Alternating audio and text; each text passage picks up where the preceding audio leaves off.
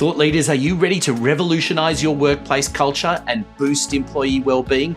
Well, in today's fast-paced world, the success of your organization hinges on the health and happiness of your team. So in this episode of Biz Bites, we're going to dive into the transformation of your workplace from burnout to balance with wellness coach Sophie Anderson. Sophie is an amazing person. She's got a fantastic story to tell about how she transitioned from corporate burnout to guiding teams towards balance and purpose. So you're going to learn why prioritizing employee well-being is not just a nice to have, but a must-have for productivity and innovation. So get ready for some actionable insights, transformative strategies that will elevate your leadership and create lasting change. Stay tuned for this episode of Biz Bites for Thought Leaders.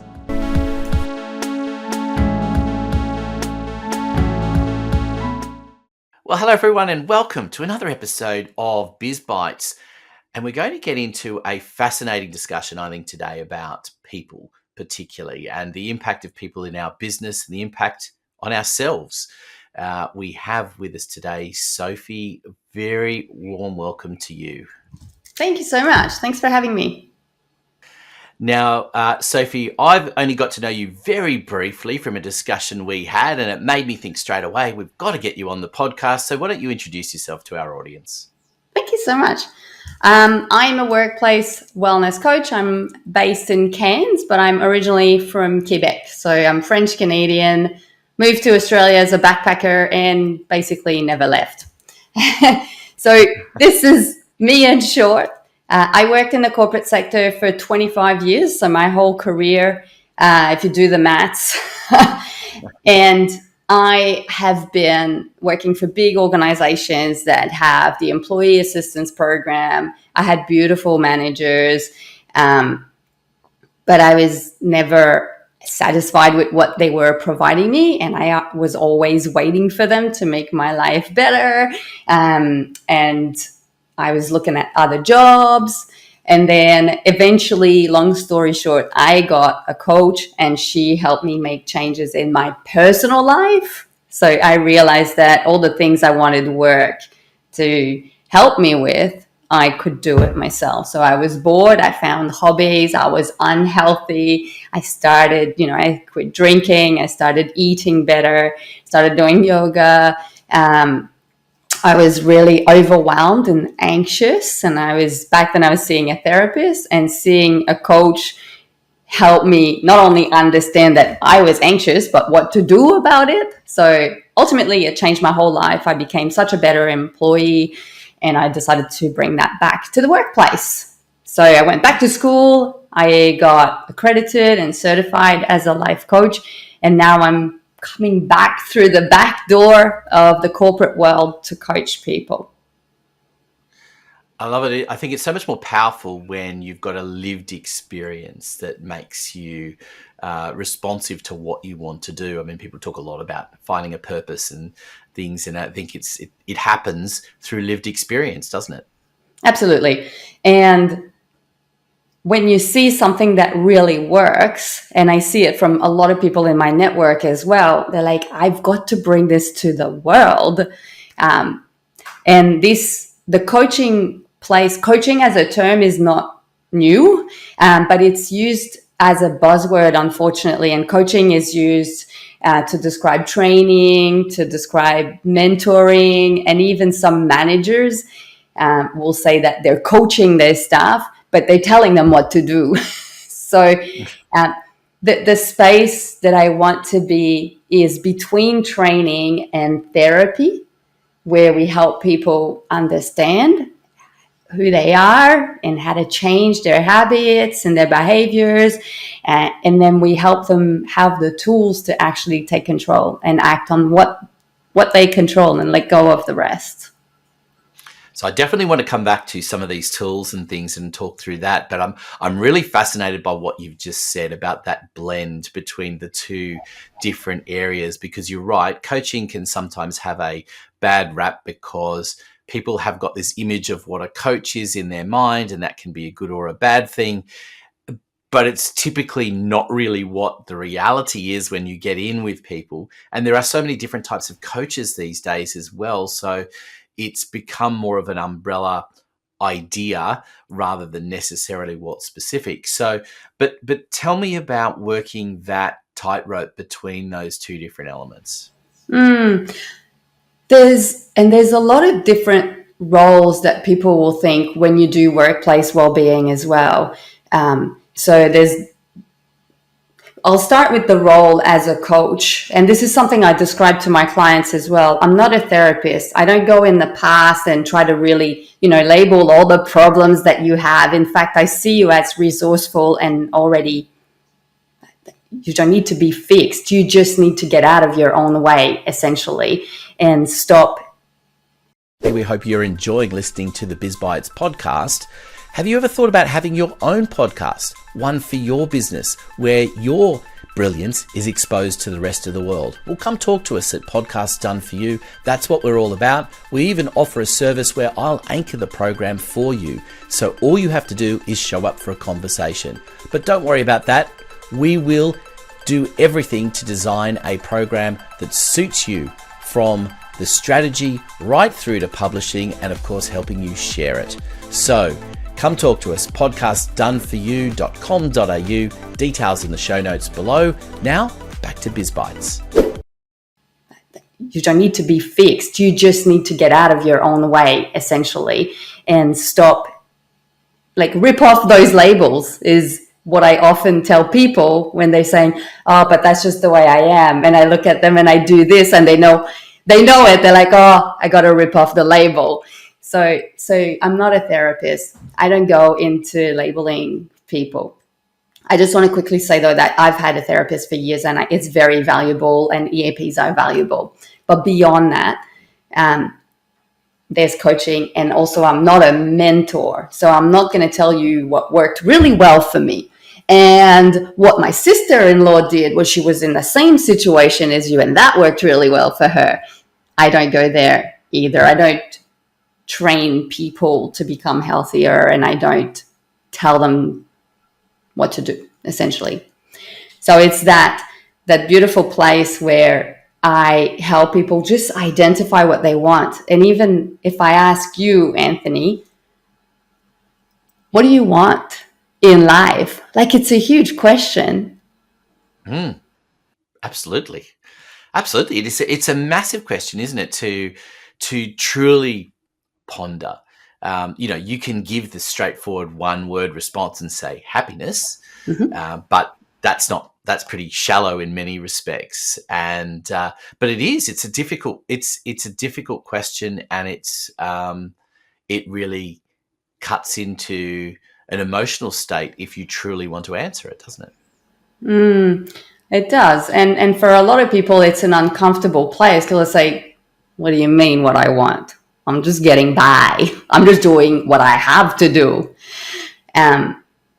But there's so many things when you start really looking at, and I don't want to go too deep in the coaching structure and approach, but when you start really looking at what you value, what you're good at, then you can start designing things that you want. What I want, a smaller house. It can be just random things like that. I just want something smaller. So I just want one space in the house that's dedicated for me. I want to reconnect with this old friend. I really want this. It's also, I just want to have more energy. What exactly do you want? And all those things essentially are your blueprint for happiness. Because you're right. Everyone wants to be happy. This is what we want. I just want to be happy. I just want a great life. I just want to make the most out of this life. And it takes a lot of courage to do that, though, too, doesn't it? It's to, if you're looking for that, sometimes pursuing that can mean that a realization that you have to make a whole bunch of changes. But not all at the right time, but not at the same time. No. And a lot of people are perfectionists, and the danger in being a perfectionist is you only see the end result, and everything you do is never good enough because you're never going to get straight to the end result that's perfect. And this is a big trap. And it's the same with goals or happiness, people see this big picture. Well, I have heaps of money, the kids are gone, or, some people is, I finally have a baby. It's this big picture and you can't get it straight away. And that's why it's so important to have someone who goes, right, let's reverse engineer this happiness piece, and what are the first few steps that you can take, and to notice also when you are progressing, instead of always focusing on the end result and being like, I'm still not there.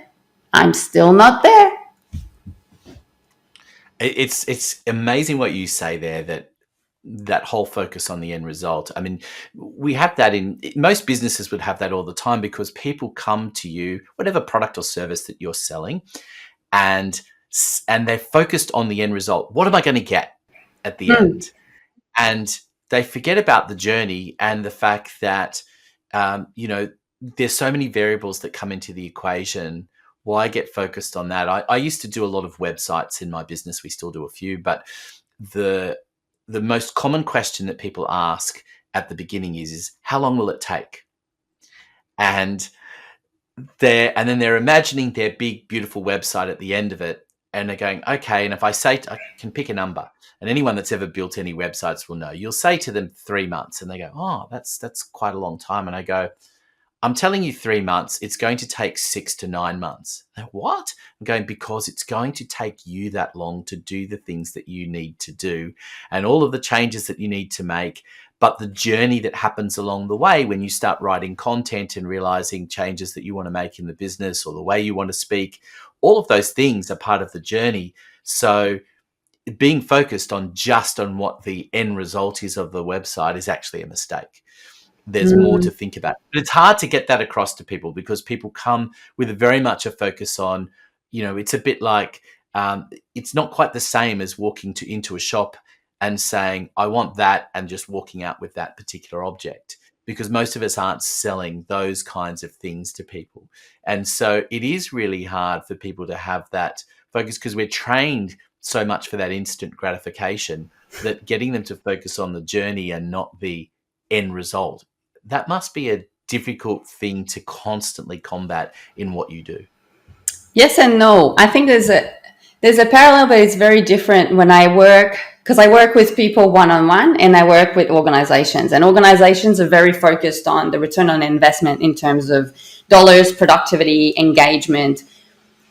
And I think it's fair enough that they want to start with that kind of end result. Like, how is my team going to be transformed after they've worked with you, or we've worked with you for 3 months, and to explain the milestones to get there. And it's the same with a client, whether they get a 6-session package or a 3-session package. I think it's fair enough that they go, but am I really going to be much more transformed by the end of your 6th session rather than 3? It sort of makes sense because it's twice the sessions, but it doesn't to someone who hasn't done coaching before. So I think I don't really mind how people see it. And I never feel like I have to defend coaching, because I deeply believe in the process. But I think it's helpful, and maybe if some coaches are listening, it's really helpful to be able to describe their journey. They don't care about what we're going to do. Well, first, I'm going to establish what your core values are. That's like really helpful. And then your strengths, you want to know your strengths. Like, that says nothing to them. But first, I'm going to look at the main, pains, like the main energy drainers in your life. And I'm going to help you use your strengths and make it really easy to let go of them. Boom. It's the same thing. It's the same work. And then I can say, and for this, typically it would take 3 sessions to really let go of your biggest energy drainers, to really understand yourself and to do it. So that would be the first 3 sessions. Then it starts making sense a little bit more for people. And same with teams. If I say, I don't know if it's valuable if I draw the parallel, but it's a similar approach with organizations. I hear you. You want this, and you want this tomorrow. This is the initial situation. This is where I can get your team in the first this is where your team can be in the first session. Like, I can help them to stop asking you, for example, for work-life balance and asking for more and more and more and more when you feel like you're already doing a lot. I will help them to reflect on what they can do. And they'll come with specific solution and ask you, can you do this? Instead of saying, just improve everything for me. I don't know if that makes sense. People really start taking more ownership. Yeah, I think what you're talking about there as well is a much more personable approach. It's not a one size fits all. Let's grab everyone into, everyone together, and no matter which company you're with, you're all going to be on the same journey. It's going to be different, isn't it? Absolutely. I do have the program is cookie cutter. Let's say there's a workshop a quarter and a coaching session every month. But the workshop is interactive with the participants. So of course, in that sense, it's flexible. And the coaching sessions one-on-one, they're adapted to what they need in the moment. So yes, there's no one size fit all in terms of content or in terms of the way that I will interact with people. It's not like I have one slideshow and script that I just vomit on all the organizations, because that wouldn't work. So I imagine that it's such a personal choice when you come to choosing a coach, but also on the flip side, from your point of view, choosing the right businesses that you're going to be able to make an impact on. There's a challenge in doing that and making sure that you're going to be the right fit. And I think people forget about that it's a two-sided consideration. Yeah. No, I got you. I got the question. I think it's, how do I make sure that we're a good match, the client and myself? Yes. Yeah. So in both areas, the one-on-one coaching and the organization, I'm looking for people who understand that they have a role to play. So similarly to your web design as well, I can't do the change on my own. I can deliver the workshops, I can coach people, but I can't change the culture of an organization if the leadership team is not on board. And I can't change a person's overall health and well-being if they're only engaged in the session and then they also don't do any changes between the sessions. And it's easy to detect if someone is ready for coaching or not. It's either they want things to change or they want to change themselves. And in an organization, that can sound a little bit like, can you straighten them up? Can you just coach them? They're driving me insane. That kind of approach, I'm not the right person. But I work with people who can certainly help them. I have a range of associates and I'll go, yes, we can help. This is where I bring the we as Cairns Coaching as a group. Yeah, we can definitely help with human resources challenges. But me as a coach, no, I'm not there. They're not there yet. But the person who comes to me and say, I've tried so many things and they're still super stressed. They still take their emails on the weekend. I'm not asking them to.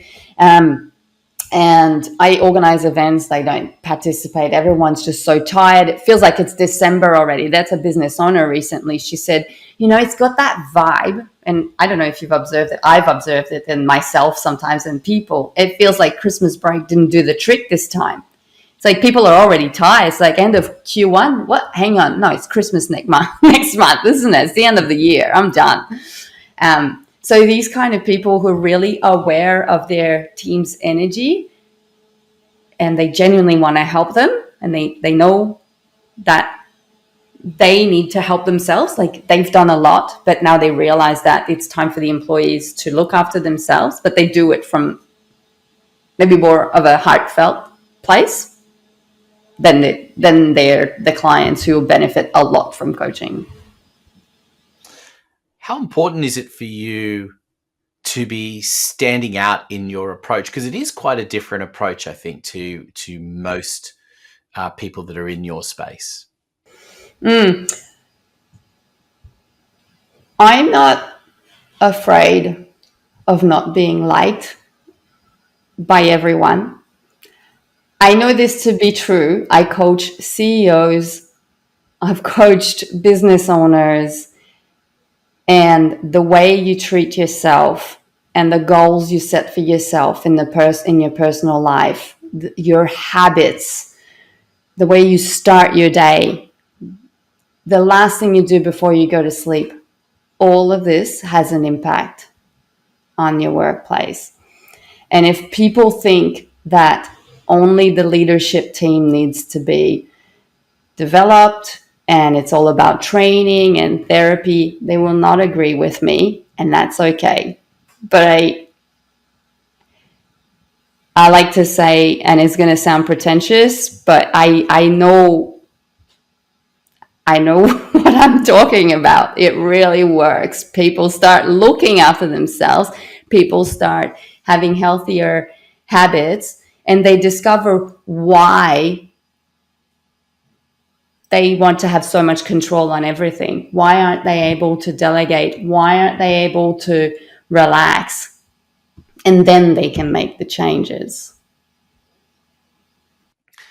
That is a really, I can totally understand that process, because what you've been saying all along is it needs to come from the inside.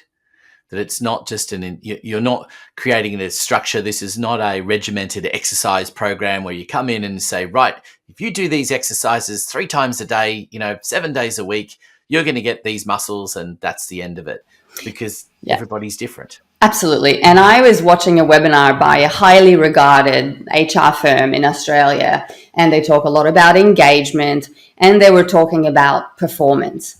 And they have a beautiful platform, and they have, they do a lot of their own research, and they sound very knowledgeable. They are very knowledgeable. But all along, I was looking at it from the employee's lens and thinking, this is what the leadership teams are listening to help their staff perform. There's nothing in there about giving them resources except for therapy, but resources to take control of the toxic relationships they have in their life, their negative self-talk, because you'll have a beautiful leader who's gone through the platform, who's doing a performance review, go, you did so well in that presentation. And the employee will go, he's just saying that to keep me happy and to shut me down. And even the best leadership team with all the best approaches, all the bells and whistles in the performance review and the right process, they're not going to get a highly productive team if there's nothing in there about their mindset and their lifestyle outside of work. It's not going to work. And the best, I guess, a very powerful example of how this plays out in real life is employees who, like me, right? I'm not saying that these people are wrong. Like, these people just need support. People are in the union waiting for they're asking their employer to change everything and work-life balance and give me 4 days a week and give me more money. And then they leave because they're not getting what they want. And they either go to another organization or they say, stuff that, I'm going to start my own business. And I'm finally going to have that work-life balance that I want. All those people I know who've done that, they will recreate the same problems in the next organization or in their own business. They're going to be sitting at their desk working, through the weekend, taking their emails at night. It's something that's inside us that we carry wherever we go. So what's the tips on how to change that. If you recognize, I mean, that's the first thing is you've got to recognize it, of course, in yourself and take a look at how you're operating and whether that's ideally how you want to be operating. But what are the tips then to change it? Because recognizing is one thing, changing is another. And bearing in mind that there are very poor workplace culture, I'm not talking about this. I'm not challenging the fact that you can't work well if there's too much work, if you have zero control. The leadership team is super uninspiring. But if there's nothing overly wrong in the workplace, it takes to put our ego aside. I think is the first thing, and to go, what exactly is the challenge for me, and where can I take responsibility? Where can I speak up? What are the little changes I can do? And a very easy thing you can do is to recognize patterns. So patterns in life are created by our habits, our thought patterns, like our habitual thoughts. So if you look at someone who, I'll give a typical example. Someone comes to work and they've got so much to do. There's the emails, and then people are on holidays, or they've sacked a whole lot of people. They genuinely do. It's a real problem. And they're refusing to hire more people, right? This is just a real problem. What do they do when that happens? They scroll on their phone, or they just randomly reply to emails. They chew through their email box. Maybe they talk to people about how much work they have. Look at this. I've got so much work. And then what happens? The workload, there's still more work. Or if they just randomly just working on a whole lot of stuff throughout the day, they'll be super activated, super overwhelmed. And then that continues the pattern. Where can you break the pattern? You can break it before or after you notice the workload. You can come to work energized and refreshed. So then that means you work on your sleep hygiene, or what you had for breakfast, or your relationship with your kids. Like mornings with kids, sometimes no fun at all. You carry that into work, you're already overwhelmed. Or you can work on just after that trigger. The trigger is seeing your email, for example. So you can break the pattern there. Well, when I see the workload, I am going to step away from my computer, take 3 breaths, and then write what do I need to, that's an Eisenhower matrix that I work with every day. And I've got an erasable pen. This is what I have to do. This is urgent. This is what I have to schedule in my day. This is what I need to delegate to my VA. And this is what I need to get rid of. If people make the time to either work on before the queue to be more prepared to respond to it, or they work on what they're going to do when they get triggered, boom, they've broken the cycle. They've taken control.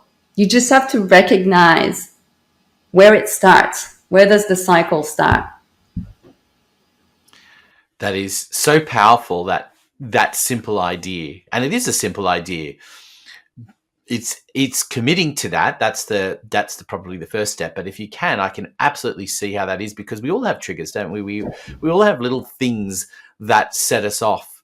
I know, for example, that I get, have a tendency to come in the morning and look at all of the messages that have come in overnight, and I get sucked into that vortex of responding to whatever's been coming in, rather than getting on with what actually is the priorities and some of the things that I want to be doing for myself as well in the morning. So you don't, and then it just changes your whole day. Suddenly you're 3/4 of the way through the day and you go, I haven't done any of the things that I wanted to do. Yeah, it's so powerful. And it happens all the time to self-employed people, to people in the workplace. But when people are in the workplace, they tend to blame the employer. When we're self-employed, we can't blame anyone else. Right? Absolutely. I recognize there are some toxic workplaces. I call them toxic. They're not toxic, because if toxic is like it poisons your body, and that's your decision to let it infect you. But for the sake of a conversation, there are toxic workplaces out there, but not always. There's so much we can do to change ourselves. So just to help you, Anthony, with this, like putting fires out first thing in the morning and responding to people, letting their energy come into you and treating them like something that's a priority is potentially a habit, which was unconscious, and you just do it on autopilot. Am I correct? Yeah. Absolutely. So now that you've named it, the good news is it's not a habit anymore because you've brought it to your consciousness, and now you can do something about it. And now you know what your trigger is seeing the messages.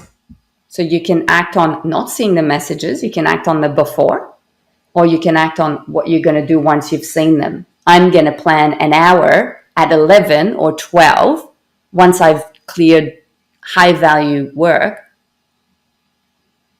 This is where you take your power back. Such an important lesson for people who own businesses, but also, as you say, employees. So let me ask you this as well, because this is the main focus of what you're doing is coming into organizations and helping them with their teams. It's not just the business owner. So how do you take that for a team? How do you firstly recognize what is going wrong? Because there's always something going wrong, right? That's probably why they brought you in the first place. They're recognizing that something's not right. So how do you understand what those factors are? And does it tend to be more of a cultural thing that is similar for, across the team, or is it tend to be very much an individual based? That's a good question. They do. Most leaders will come to me saying that the employees, they don't align with what they want. They seem entitled or ungrateful. I'm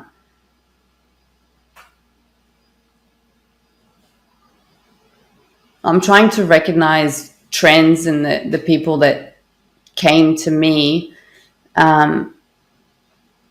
I think that the main challenge, and I hope this answers your question, but the main challenge is that they communicate in leadership words to people who they don't have the same values. They're not at work for the same reasons.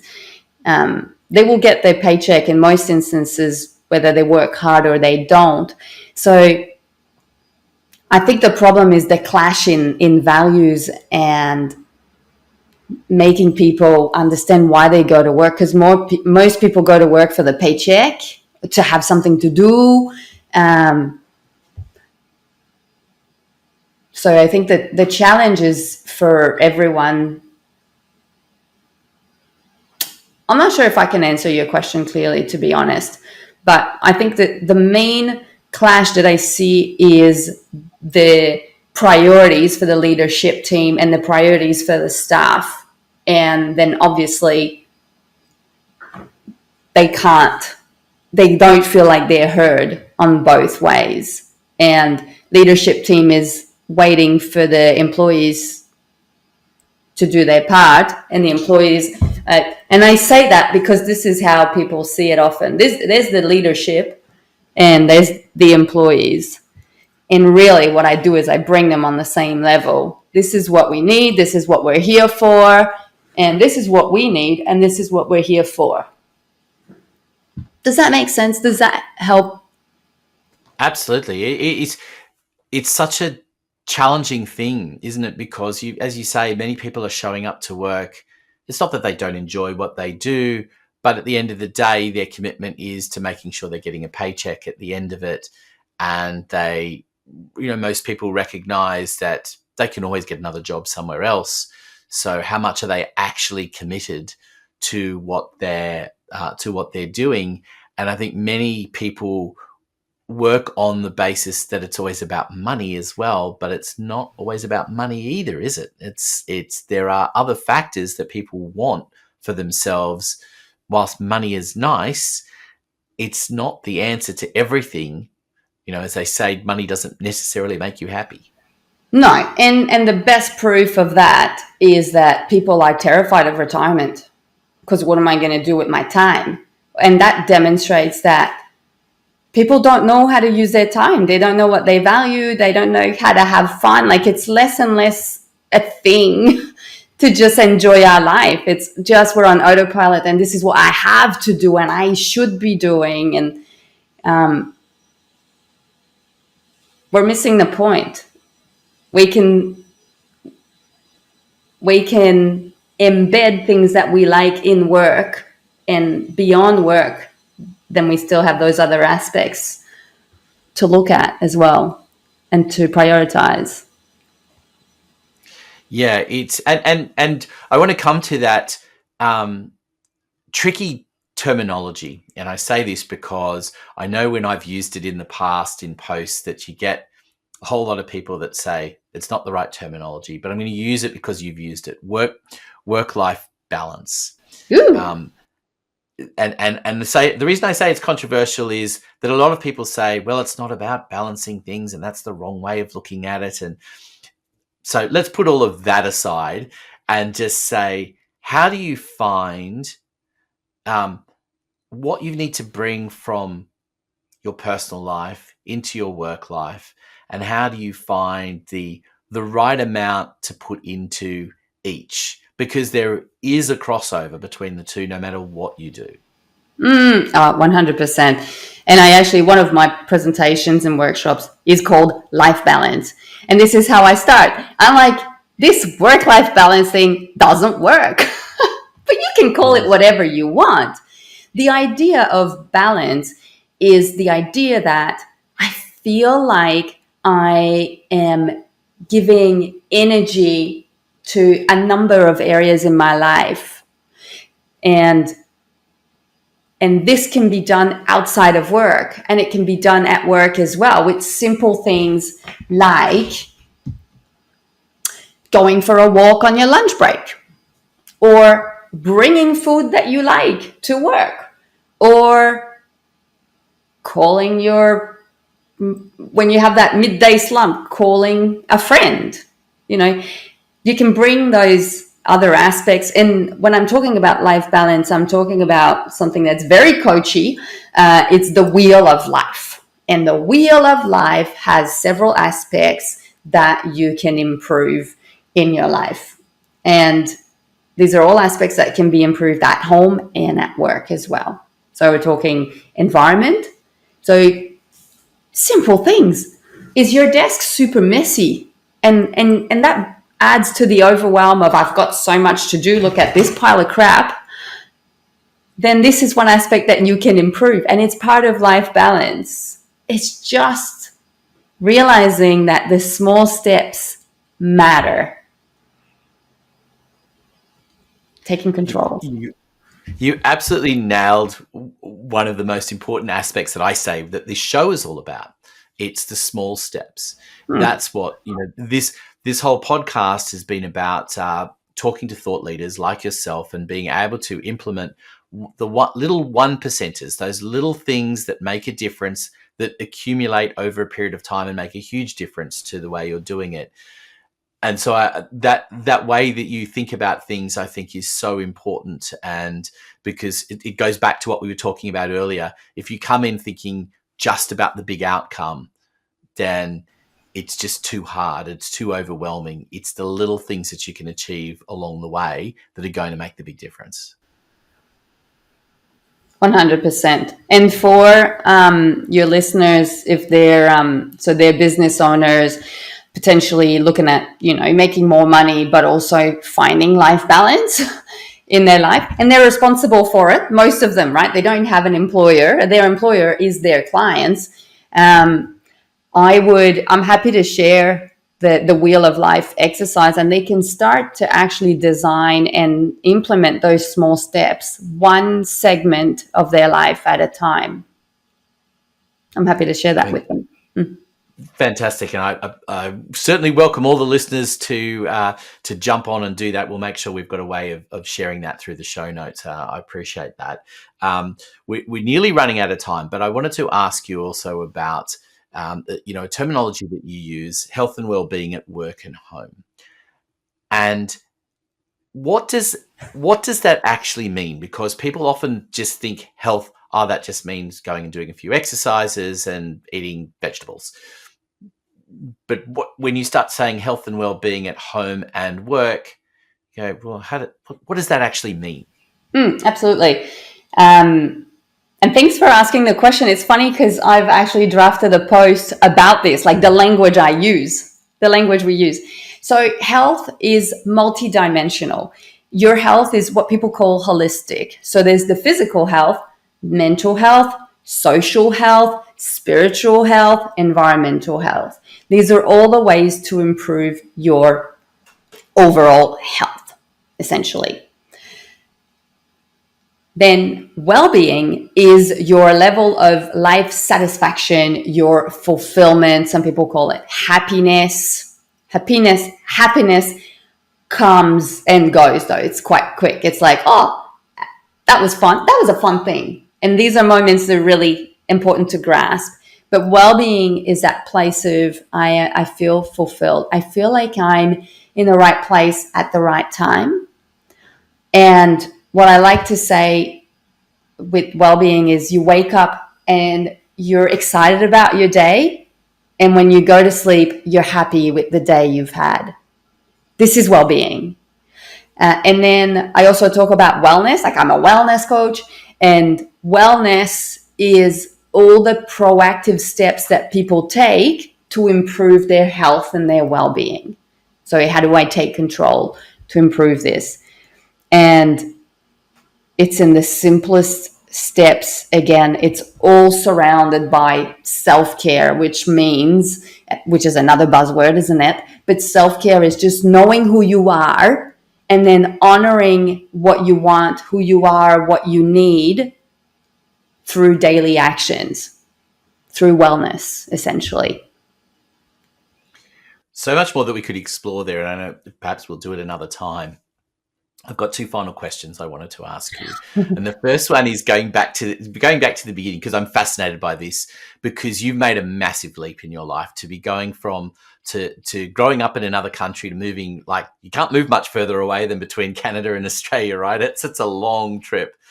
And, how's that journey been for you when you reflect back on it and making those changes? Because I imagine you came with a backpack, you came on your own, right? So, is your family still on the other side of the world? And how hard is that journey, and how much has that had an impact on what you're doing today? Do you know, one of my friend is Dr. Nadia Mead, and she's a supervisor for research papers they called autoethnographic research paper. And this blends your story with research facts to explain what happens to people. So you use your personal experience and you write a paper about it. And this is something I want to do. So your question is highly personal and meaningful to me, because I grew up in a loving family, but a family that pretty much stays small. And don't be too loud, and don't bother people, and don't try new things because you might fail. And you don't want to look stupid in front of people. Like, if you trip in front of people, you want to get up and get out of there. And I moved here the first time because I learned to just avoid pain and avoid things. And I lost my partner overnight in a car accident. He was gone. And I felt like I had to go as far as I could. And I came here, I escaped. And then I went back home, didn't work, came back. And I think when I was here, I kept saying, oh, it's so much better in Canada. And then I'd go back to Canada and like, it's so much better in Australia, right? I was never happy. Do you see the pattern? Then I had a job and I was like, this is not it. And I get another job, this is not it. And I guess along the time here, and I found a beautiful partner. That's how I got to stay, is he wanted to marry me. And we're still together. It's a good decision. Very good decision. A very good decision. But the main thing is I decided that I was not giving up anymore. I was not giving up on myself. I was not giving up on people. I was not giving up on Australia. I was just like, I'm here. This is what I'm working with now. And noticing the cultural differences, learning a new language, because let's face it, Australian English is not the English I learned in Canada either. And I was speaking only French there. All of those challenges that I decided to take, and then having a kid, it's just made me have that perspective of like, what's a small problem? Like when things, like I escalate things and I want to give up and I can't face it. I'm like, is that a real problem, or am I just trying to run away? And this is what the paper is going to be about when I write my autoethnography, is just stick with it. Just believe in it. Just keep getting traction into that's going to sound super cheesy, but like leaving a legacy, right? Just do something. Just keep growing. It's fine. There's no real risk. People are afraid of failure, but when you think about failure, like the worst thing is often just the way you're going to feel. So if you know that you're going to have your own back, if you do fail, then there's nothing to fear.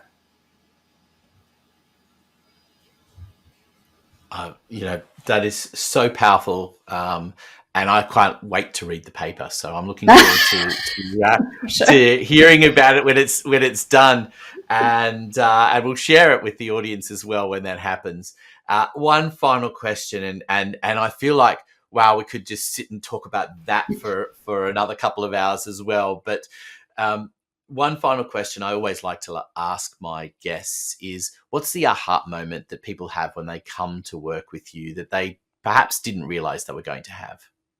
I think the biggest aha is how much they're trying to protect themselves. So people who come to see me, they're very perfectionist, but they often have like a value of financial safety, for example, and because they're trying to protect themselves. And then they do things, or they jeopardize relationships with their kids or with their partner because they're trying to protect them from making a mistake. And the big aha moment is they're the only ones who suffer in that. Like, people around them don't really see it like that, and they don't need protection. So that's mostly on the one-on-one side. And on the business side, the biggest aha is how I think people what they're doing at work seems like they don't care, or they're doing something wrong. And when I start coaching and I start reporting back with not the coaching conversation, obviously that's confidential, but with the themes of the conversation, the reasons why they're doing it,